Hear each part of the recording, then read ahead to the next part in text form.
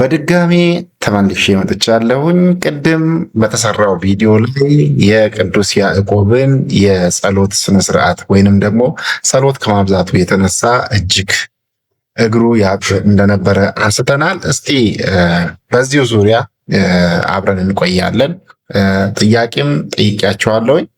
ያንም ጥያቄ በዚህ ውስጥ ታገኙታላችሁ። እስከ መጨረሻው ከተከታተላችሁኝ መልሱን እዚህ ውስጥ ታገኙታላችሁ። እንግዲህ ቅዱስ ያዕቆብ ወልደ እልፍዮስ ማለት በነገራችን ላይ የእልፍዮስ ልጅ ማለት ነው። እጅግ ጸሎት ወዳድ ከመሆኑ የተነሳ ለብዙ ሰዓታት ቆሞ ይጸልይ ነበረ፣ ልክ እንደ አባታችን እንደ አባ ተክለ ሃይማኖት። በዚህ ምክንያት እግሩ እስከ ማበጥ ድረስ ደርሶ እንደነበረ በታሪክ ተመዝግቧል።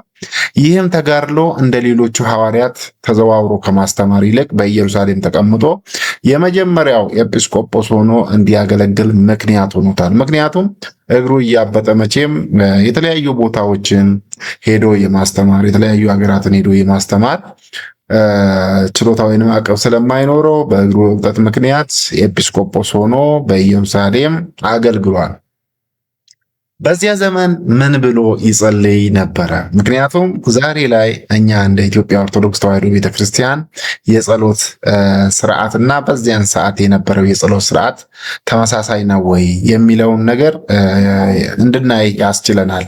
ምንም እንኳን ተመሳሳይ ነው ለማለት ባያስችልም፣ ግን መሰረት ነው። የሐዋርያት ጸሎት ለእኛ መሰረት ነው። ምክንያቱም እኛ ኢትዮጵያ ኦርቶዶክስ ተዋሕዶ ቤተክርስቲያን በራሷ ፈጥራ ወይም እዚህ ጋር ፈብሪካ የምታስተምረው ስርዓት የለም።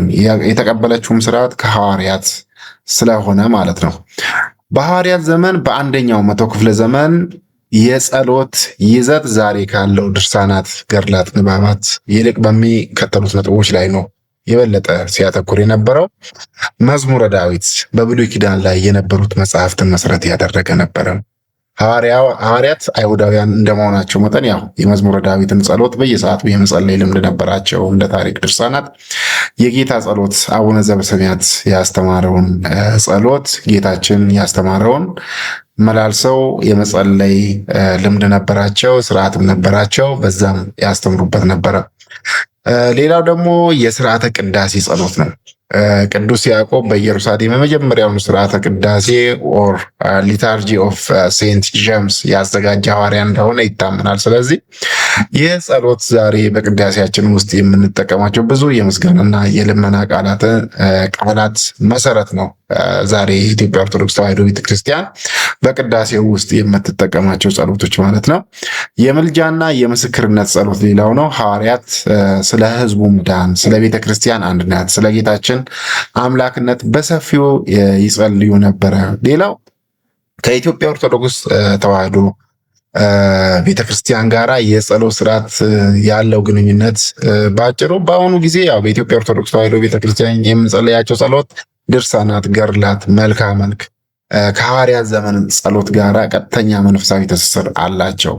እንደ ታሪክ ማስረጃዎች የኢትዮጵያ ኦርቶዶክስ ተዋሕዶ ቤተክርስቲያን የሐዋርያትን የጸሎት ሰዓታት 7 የጸሎት ሰዓታትን ጠብቃ ትጸልያለች። ቅዱስ ያዕቆብ ለረጅም ሰዓታት ይጸልይ እንደነበረው ሁሉ ዛሬ በገዳማት በሰንበት ትምህርት ቤቶች የሚደረጉ የቁም ጸሎቶች ከዚያ የመነጩ ናቸው እና መሰረቶቻቸው የሐዋርያት ጸሎት ነበረ። ዛሬ ላይ የምናደርጋቸው አብዛኛዎቹ ጸሎት የቤተክርስቲያናችን የጸሎት ስነስርዓት በቅዱስ ያዕቆብ ዘመን ገድላት፣ ድርሳናት ዛሬ ባለንበት መልኩ ተጽፎ አልነበረም። ያው ይሄ ግልጽ የሆነ ነገር ነው። ግን ከዛ በኋላ የተጻፉ ያንን መሰረት ያደረጉ፣ ምክንያቱም ታሪኩ ድርጊቱ በዛን ሰዓት ይቀድም ስለነበረ ማለት ነው።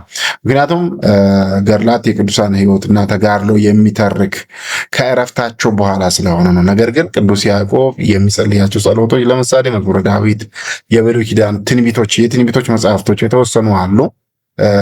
ለምሳሌ ተርፈዳን እነዛ የመሳሰሉትን ሌሎችንም ማለት ነው ዛሬ በኢትዮጵያ ቤተክርስቲያን ዋነኛ የጸሎት ክፍል ናቸው ነው የሚለው። መንፈሳዊ አንድነታቸውን ስናይ ቅዱስ ያዕቆብ በአይሁድ ፊት የጌታን አምላክነትና የማዳን ስራ እንደመሰከረ ሁሉ ዛሬ በኢትዮጵያ የሚጸሉ ጸሎት ሁሉ ዓላማቸው የክርስቶስን ጌትነት ማህበርና ማብሰርና የቅዱሳንን አማላጅነት መማጸን ነው። እንግዲህ የቅዱስ ያዕቆብ ሕይወት የሚያስተምረን ጸሎት የክርስትና ሕይወት መሰረት መሆኑ ነው። እርሱ ለጸሎት በሰጠው ትኩረት ምክንያት የታመመ እግሩን ሳይሰስት በመቆሙ በኢየሩሳሌም ለተደረገው የመጀመሪያው ሲኖዶስ ሊቀመንበር ሆኖ ለመመረጥ በቅቷል። የቅዱስ ያዕቆብ በረከቱ ረድኤቱ ይድረሰን።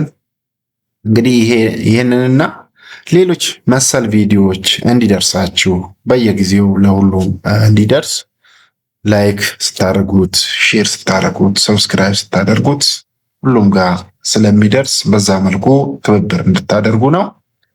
አነሳስቶ ያስጀምረን አስጀምሮ ያስፈጽመን እግዚአብሔር አምላካችን ክብረ ምስጋና ይግባው። ወስብሐት ለእግዚአብሔር ወለወላዲቱ ድንግል ወለመስቀሉ ክቡር